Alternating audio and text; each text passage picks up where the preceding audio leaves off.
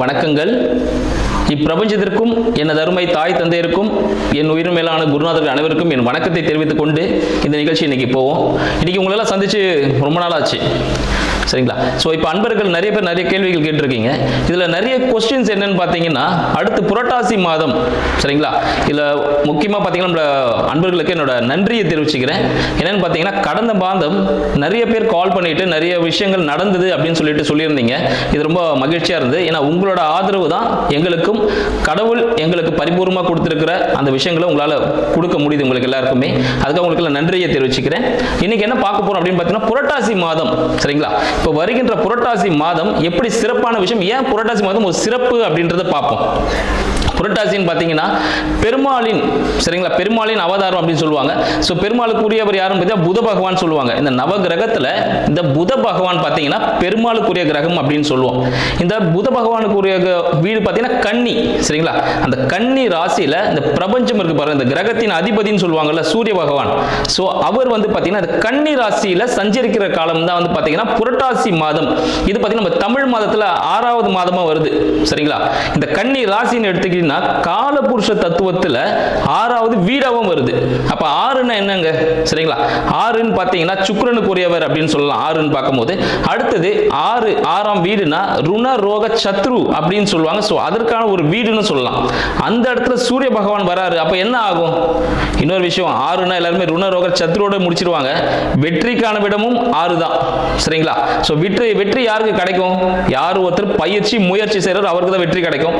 அது 6ஆம் இடம். அந்த இடத்துல சூரிய பகவான் வர்றதுனால வெற்றிகள் நிறைய கிடைக்குங்க. எந்த முயற்சி எடுத்தினாலும் வெற்றி கிடைக்கும், சரிங்களா? சரி, ஓகே. இந்த நேரத்தில் எதுக்கு நம்ம பெருமாளை வணங்குறோம் அப்படின்னு பார்த்தோம்னா சில விஷயங்கள் இருக்கு. ஸோ பெருமாள் அப்படின்னு பார்க்கும்போது பார்த்தீங்கன்னா அவர் வந்து திருவோணம் நட்சத்திரம், சரிங்களா? திருவோணம் நட்சத்திரத்தில் புரட்டாசி மாதம் திருவோணம் நட்சத்திரத்தில் திருப்பதியில் இருக்கிற வெங்கடேச பெருமாள் இருக்க பாருங்க, அவர் வந்து எல்லாருக்கும் காட்சி அளித்த தினம் வந்து புரட்டாசி மாதத்தில் தான் இருக்கு.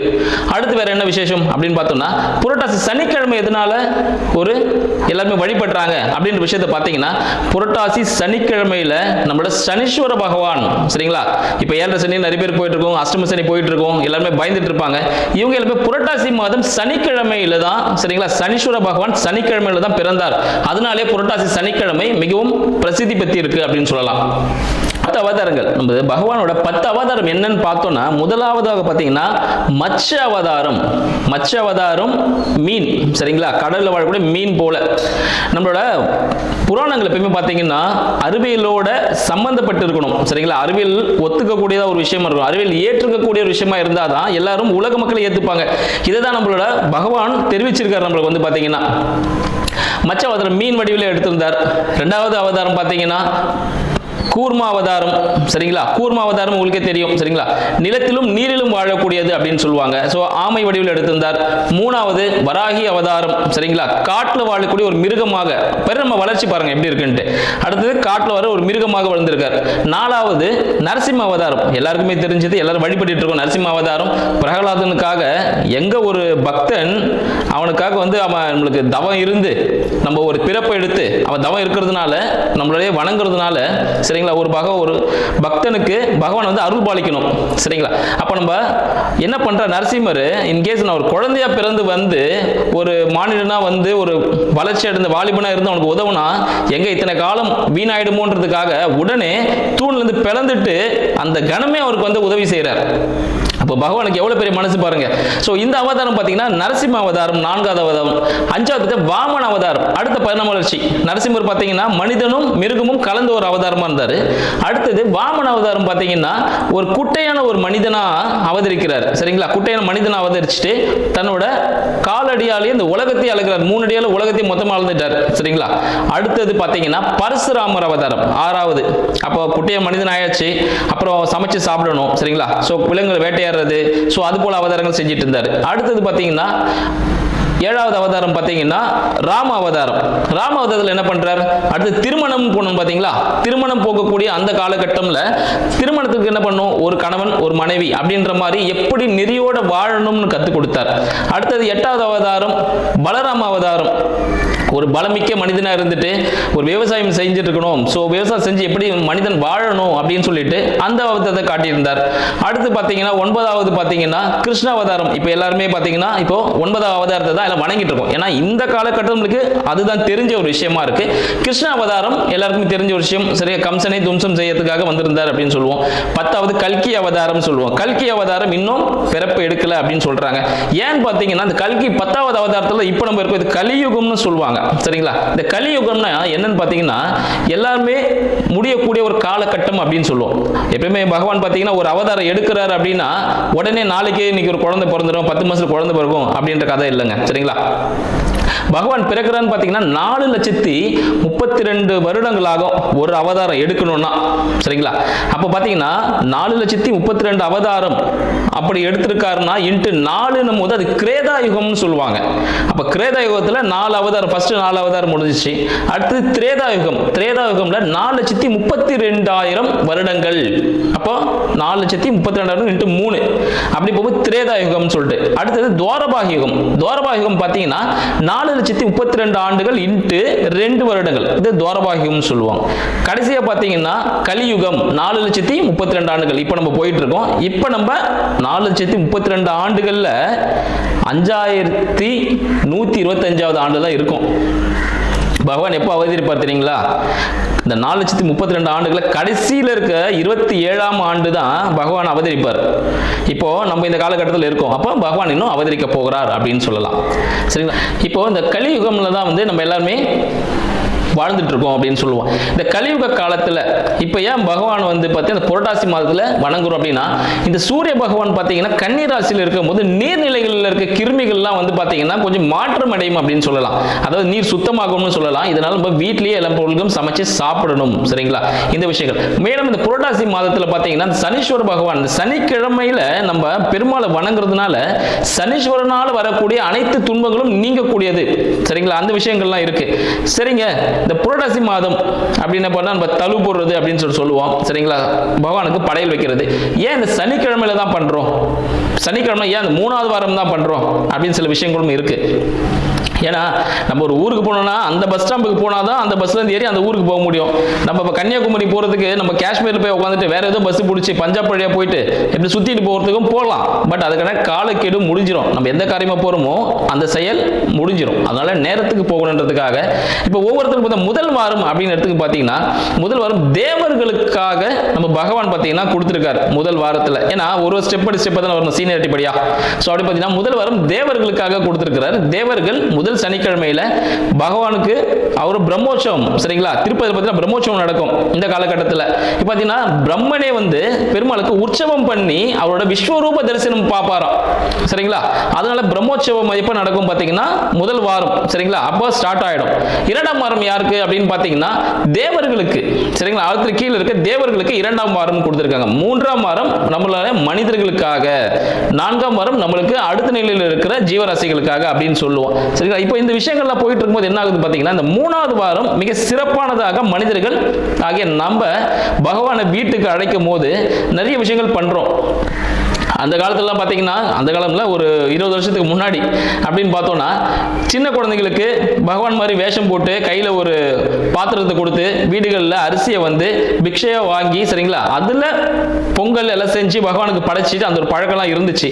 இப்போ நிறைய விஷயங்கள் எல்லாம் மாறுறதுனால எல்லாருமே அந்த விஷயத்தை மாறிக்கிட்டோம், எல்லாருமே அப்டேட் பண்ணிக்கிட்டோம். பட் இதெல்லாம் வந்து பழங்காலமாக தொடர்றதுனால நம்ம குழந்தைங்களுக்கு நம்ம பெரியவங்க மூலியமா அதை சொல்லிக் கொடுக்க வேண்டியது நம்மளோட ஒரு கடமைங்க. இல்லைன்னா நிறைய விஷயங்கள் மறைஞ்சிரும்.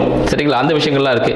இப்போ 3வது வாரம் நம்ம எல்லாருமே பகவானை தரிசிக்க போறோம். பகவானை ஆக்சுவலி எல்லா வாரமும் நம்ம பகவானை கும்பிடுவோம். பட் 3ஆம் வாரம் செய்யும்போது இன்னும் சிறப்பான விஷயங்கள் நம்மளுக்கு கிடைக்கும். அன்னைக்கு என்னெல்லாம் செய்யலாம்? அன்னைக்கு மறக்காம புளியோதரை, சக்கரை பொங்கல், பால் பாயாசம். சரிங்களா, இது 3ம் முக்கியமான விஷயம். அடுத்து மெதுவடை கண்டிப்பா செய்யுங்க.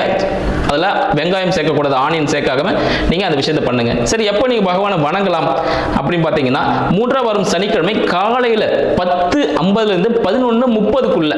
சரிங்களா, இல்லை நிறைய பேர் சொல்லுவாங்க ஐயா நான் வந்து அசதியாக தூங்கிட்டேன், இல்லை எனக்கு நான் வந்து பேஷண்ட் வாட் எவர் நான் மெடிசன் போட்டுட்ருக்கேன் அப்படின்னா ஒன்றும் பிரச்சனை இல்லைங்க. ஒரு 12:30 மணிலேருந்து 1:30 மணிக்குள்ள சரிங்களா பகவானை நீங்கள் வழிபடலாம். பகவானை வழிபட்டு முடிச்சுட்டு சரிங்களா பெரியோர் காலில் விழுந்து ஆசீர்வாதம் வாங்கணும். அதே போல் அங்கே வச்ச பிரசாதம் எல்லாமே பார்த்தீங்கன்னா நம்ம சாப்பிட்டு முடிச்சுட்டு மற்றவங்களுக்கு அதை கொடுத்து அதை காலி பண்ண, வேஸ்ட் ஆக்கி குப்பையில் எதுவும் போட வேண்டாம் சரிங்களா. இந்த விஷயத்தை கொஞ்சம் கரெக்டாக ஃபாலோ பண்ணோம்னா நமக்கு நிறைய விஷயங்கள் நடந்திருக்கும். இப்போ நீங்கள் எல்லாமே தெரிஞ்சிட்டு இருப்பீங்க இந்த பகவான் பார்த்தீங்கன்னா எதனால புரட்டாசி மாதத்துக்கு இவ்வளவு சிறப்பு இருக்கு அப்படின்னு சொல்லிட்டு எல்லாருக்கும் தெரிஞ்சிருக்கும். இப்போ உங்களோட ராசி பலன்களை பார்ப்போம். ஒவ்வொருத்தருக்கும் புரட்டாசி மாதம் என்ன விதமான ராசிகளை பலன்களை அளிக்க போகிறது அப்படின்ற விஷயத்தை நம்ம பார்க்கலாம். மகர ராசி அன்பர்கள், மகர ராசி அன்பர்களுக்கு அடியேன் வணக்கம். இந்த புரட்டாசி மாதத்தில் மகர ராசி அன்பர்களுக்கு எப்படி இருக்க போகுது அப்படின்னு பார்ப்போம் சரிங்களா. புரட்டாசி மாதம் அப்படின்னும் போது பார்த்தீங்கன்னா பெருமாள் வழிபாடு எல்லாமே ரொம்ப சிறப்பான விஷயம் அப்படின்னு பார்த்துருக்கோம். அடுத்து பார்த்தீங்கன்னா நம்ம சூரிய பகவான் கன்னியில் இருக்கிறார் சரிங்களா. மகரத்தின் 9ஆம் வீட்டில் இருக்கிறார். 8ஆம் அதிபதி எங்க இருக்கிறாரு? 9ஆம் வீட்டில் இருக்கிறார். அப்ப என்ன நடக்கும்? மகர ராசி அன்பர்களுக்கு தீராத பிரச்சனைகள், கடன் வம்பு வழக்குகள் எல்லாமே என்ன ஆகும்? சாதகமா நடக்கக்கூடிய ஒரு அமைப்புல இருக்கு அப்படின்னு சொல்லலாம் சரிங்களா. எல்லாமே அவங்களுக்கு சக்சஸ்ஃபுல்லா மாற போகுதுன்னு சொல்லலாம். யாரோட உதவியால? தந்தையின் உதவியுடன். தந்தைகிட்ட நீங்க தந்தையோட உதவியுடன் தந்தையோட ஆசீர்வாதம் பெற்று செய்யும் போது பார்த்தீங்கன்னா என்ன நடக்கும்? ஒரு சக்சஸ்ஃபுல்லான ஒரு அமைப்பு உங்களுக்கு ஏற்படக்கூடிய அமைப்பு யாருக்கு இருக்குன்னா மகர ராசி அன்பர்களுக்கு இருக்குன்னு சொல்லலாம். உங்களோட இஷ்ட தெய்வத்தை நீங்க வணங்கும் பொழுது அது இன்னும் கை கூடும், ஈஸியா உங்களுக்கு சக்சஸ்ஃபுல் அமையும் சரிங்களா.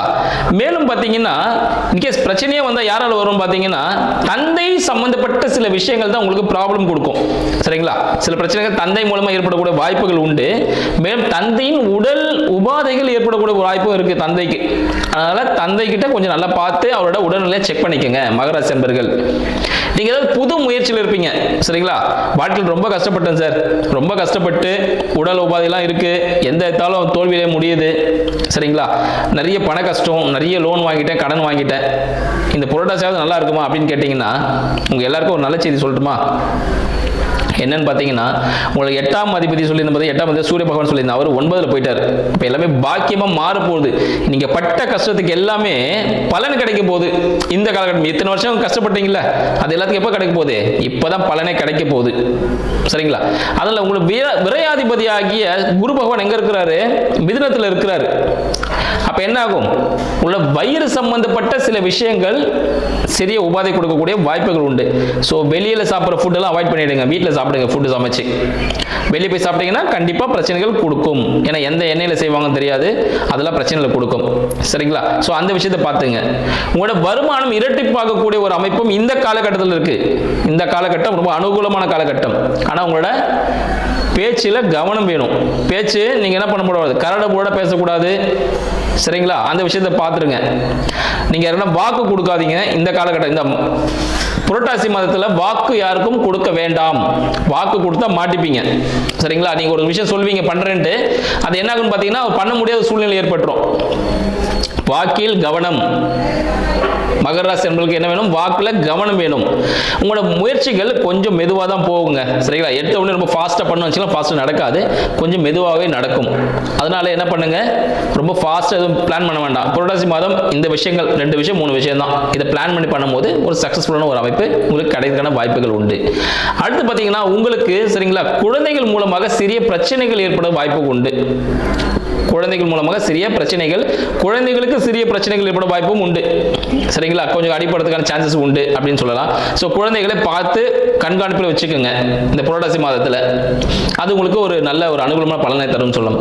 இந்த காலத்தில் விநாயகர் இல்லைன்னா அனுமன் வழிபாடு சரிங்களா. அனுமன் வழிபாடு விநாயகர் வழிபாடு செய்யும் போது மிக சிறப்பான ஒரு அமைப்பை ஏற்படுத்தும் சொல்லலாம். அதாவது விநாயகர் வழிபாடு அனுமன் வழிபாடுனா சனிக்கிழமையில, முக்கியமா சனிக்கிழமை காலையில 6 to 7 இந்த காலகட்டத்தில் விநாயகரையோ அனுமன் 2 பேர்ல யார் பிடிச்சிருக்கோ அவங்ககிட்ட போயிட்டு உங்களோட பிரச்சனை சொல்லிட்டு வந்தீங்கன்னா நடக்கும். 6 to 7 ஒரு கோவில் போறோம், உள்ள நிறைய பிரகாரங்கள் இருக்கும், எல்லாரையும் வழிபட்டு வர வேண்டாம். பரிகாரம் குறிப்பா சொல்றேன் சரிங்களா. மகராசி என்பவர்களுக்கு நேரா போறீங்க, விநாயகர் கோவில் போறீங்க, விநாயகர் மட்டும் வழிபட்டுட்டு வீட்டுக்கு வரீங்க, ஒரு 3 சுத்து சுத்திட்டு முடிஞ்சு வேலை. அனுமன் கோயில் போறீங்களா, அனுமனை மட்டும் வணங்கிட்டு ஒரு 3 சுத்திட்டு வந்துடும். அவரோட சொந்தக்காரர் இவர், அவரோட அண்ணன் இவர் அப்படின்னு போக வேண்டாம். விநாயகரோட தம்பி முருகர், அவரே ஒரு பார்த்துட்டு அவருக்கு ஒரு வணக்கம் சொல்லிட்டு வருவோம். சரிங்களா? அந்த விஷயங்கள் இப்போதைக்கு வேண்டாம்.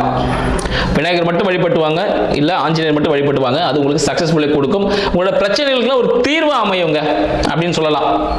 சரிங்களா? இந்த புரட்டாசி மாதத்தில் பிரச்சனைகள்லாம் ஒரு தீர்வு கிடைக்கக்கூடிய ஒரு அமைப்பாக இருக்கு அப்படின்னு சொல்லலாம்.